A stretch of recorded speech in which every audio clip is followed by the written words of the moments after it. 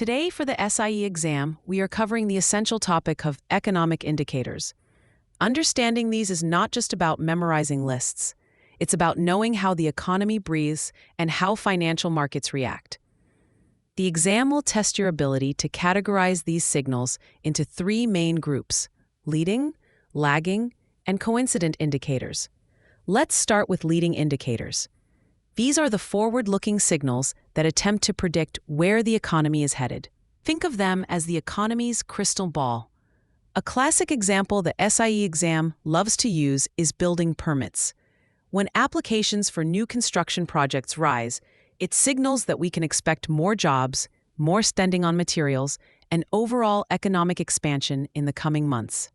Another critical leading indicator is the stock market, specifically a broad index like the S&P 500. A sustained rise in the market reflects investor confidence about future corporate earnings and economic health.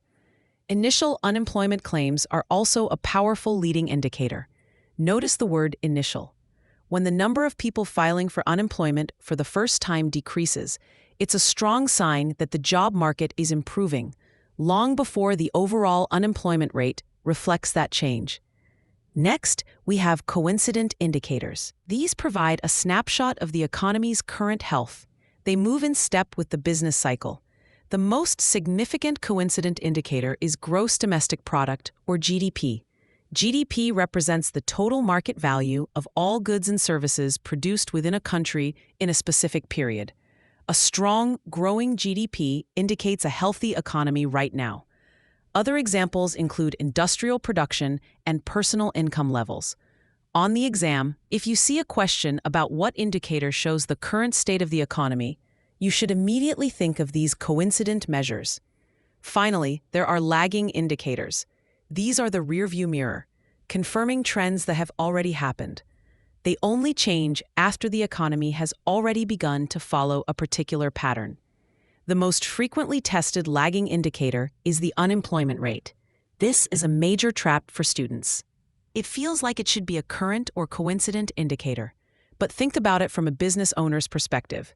You wait until you are absolutely certain the economy has recovered and demand is stable before you start hiring new employees.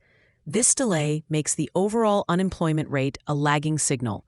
Another key lagging indicator is the Consumer Price Index, or CPI, which is the primary gauge of inflation. Inflation typically rises after a period of economic recovery is well underway, as increased demand starts to push up prices. To keep these straight, here's a simple mental shortcut. Think of yourself driving a car. The leading indicators are your GPS and the road signs ahead, telling you what's coming. The coincident indicators are your speedometer and dashboard, showing your current speed and status. And the lagging indicators are what you see in the rearview mirror, showing you the road you've already covered. The most common trap on the exam is confusing initial unemployment claims, which are leading, with the unemployment rate, which is lagging. A question might give you a list of 4 indicators and ask you to identify the leading one.